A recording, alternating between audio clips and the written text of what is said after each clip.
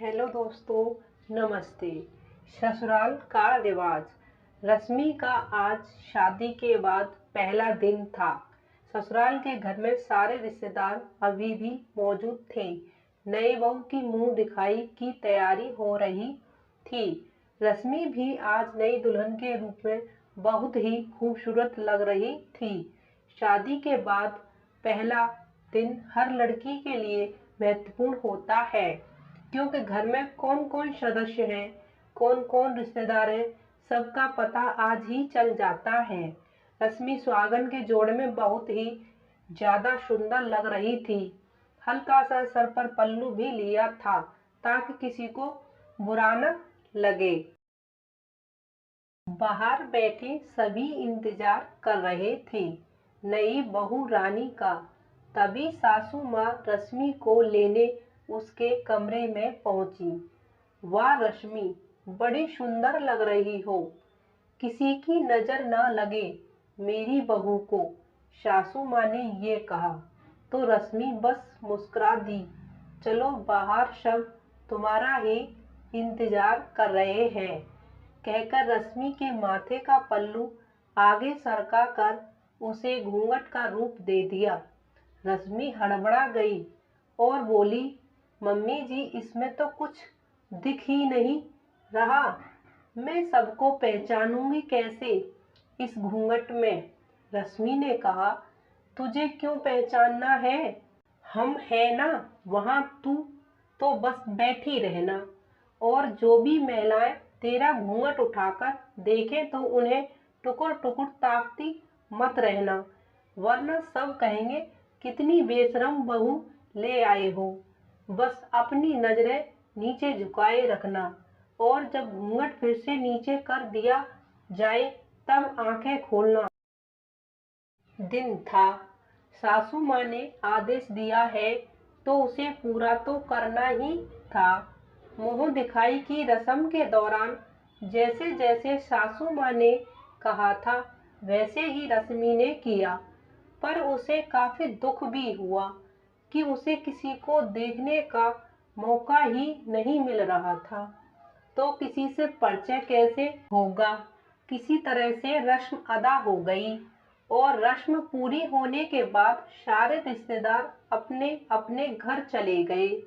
अब घर पे सिर्फ घर के ही कुछ सदस्य बचे थे, जिनमें से महिला सदस्य को तो रस्म पहचान गई थी, पर पुरुष सदस्य कौन कौन है घर में अभी तक उसे पता नहीं चला। शाम को उसकी पहली रसोई का भी कार्यक्रम था। झटपट गई और सासू माँ के अनुसार गहने और कपड़े बदलकर आ गई। रसोई में माहिर थी, सारे पकवान भी झटपट ही तैयार कर लिए, और खाने की टेबल पर खाना भी लगा आई। और खुशी थी कि चलो कम से कम घर के सदस्यों के सामने तो ऐसे घूंघट नहीं लेना पड़ेगा। फिर भी औपचारिकता के लिए फिर से सर पर पल्लू लेकर टेबल के पास खड़ी हो गई, और सासू ने फिर से पल्लू को खींचकर उसका घूंघट बना दिया। और रश्मि एक बार फिर मन महसूस कर रह गई। रश्मि ने देखा कि जिठानी भी पास में खड़ी हुई थी, लेकिन उन्होंने तो घूंघट नहीं लिया था, पर साथ बैठकर खाने की इजाजत आज तक जेठानी को भी नसीब नहीं हुआ था।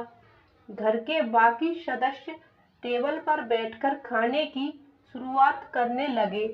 तभी रश्मि के जेठ जी ने थोड़ी और दाल मांगी, तो रश्मि ने झट से दाल का पतीला लेकर जेठ जी को दाल डालने गई, और हाथ बढ़ाते ही उसका हाथ घूंघट की वजह से जेठ जी के हाथ को छू गया।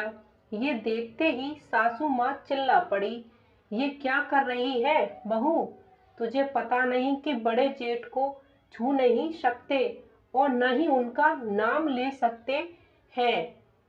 इतना सुनते ही रश्मि डर गई। अब मैंने क्या किया?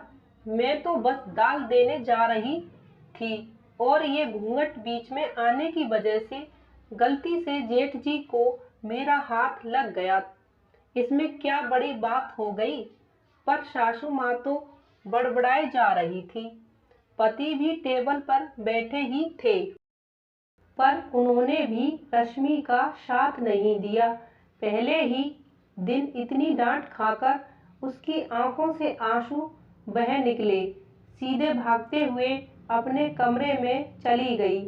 पति पीछे पीछे कमरे में आए तो रोते रोते रश्मि ने पति से पूछ ही लिया कि ऐसा क्या हुआ है। मैंने जानबूझकर तो मैंने उन्हें नहीं छुआ था, वो तो मेरे बड़े भाई जैसे हैं। तो पति ने समझाने की कोशिश की। देखो रश्मि, ये पुराना रिवाज है कि बड़े जेठ के सामने तुम घूंघट में ही रहोगी और उन्हें गलती से भी ना छूना। और दूसरा ये कि कभी भी अपनी जुबान से उनका नाम भी नहीं लेना। ये क्या कह रहे हैं आप? तब तो उन्हें भी मेरे हाथ का बना खाना नहीं खाना चाहिए ना। मैंने ही वो सारा खाना बनाया है और आगे भी बनाऊंगी ही। तो इसका मतलब अब से उनका खाना अलग से माँ या भाभी ही बनाएंगी। क्यों, सही कह रही हूँ ना मैं? रश्मि ने गुस्से से पूछा। नहीं रश्मि, खाना बनाकर तुम दे सकती हो, उसमें कोई दिक्कत नहीं है। बस तुम्हें उन्हें छूना मत और उनका नाम लेकर मत पुकारना और ना ही उन्हें देखना। तो रश्मि बोली, देखो मयंक, मैं ये बात मान लेती हूँ कि जेठ जी को छूना नहीं है और मुझे उनको छूने का कोई शौक भी नहीं है, लेकिन आप तो घूंघट लेने को भी कह रहे हो और उसमें कभी कहीं गलती से ऐसा हो गया तो कौन सा अनर्थ हो जाएगा। जो मेरा बनाया हुआ खाना उनके खाने से नहीं होगा।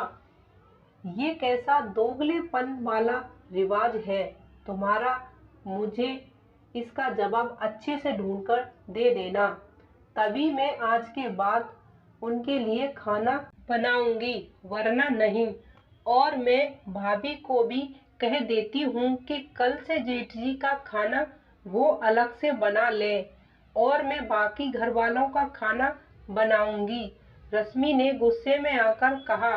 तो मयंक भी कुछ नहीं कह पाया, पर रश्मि ने अब पक्का मन बना लिया था कि वो ऐसे फालतू के रिवाजों को तवज्जो नहीं देगी और इसके लिए उसे कल से ही ठीक होना पड़ेगा, ताकि घर के बाकी लोगों को भी ये बात समझा सके कि रिवाजों का कोई मतलब नहीं होता है और जिसका कोई मतलब ही नहीं होता उसे रिवाज का नाम देकर किसी पर जबरदस्ती ना थोपें।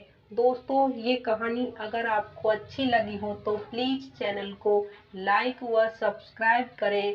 Thank you.